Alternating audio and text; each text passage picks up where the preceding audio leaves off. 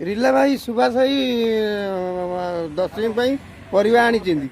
ଦେଖ ମୁଁ ଦେଖେଇ ଦେଉଛି ସବୁ ପ୍ରକାର ପରିବା ଆଣିଛନ୍ତି। ଆମର ସୁଭାଷ ଭାଇ ବଇଛନ୍ତି।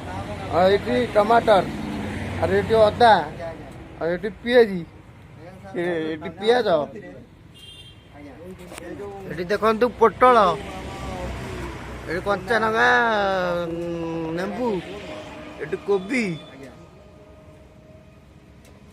ଏଠି ହେଲା ବନ୍ଧାକୋବି, ଏଠି ବନ୍ଧାକୋବି ଦେଖନ୍ତୁ। ଏଠି ହେଲା ଭଣ୍ଡା, ଯାହା ମାନେ ଫଳ, ଛୋଟ ଭଣ୍ଡା, ଆର କିଲୋ ହେଉଛି 20 ଟଙ୍କା।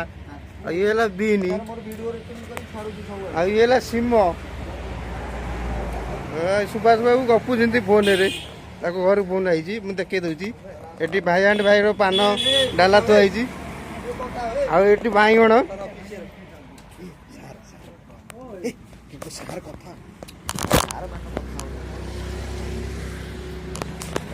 ତୋ ନାଁ କଣ? ଭଲ ନାଁ କଣ? ଭଲ ନାଁଟା କଣ? ଭଲ ନାଁଟା କଣ?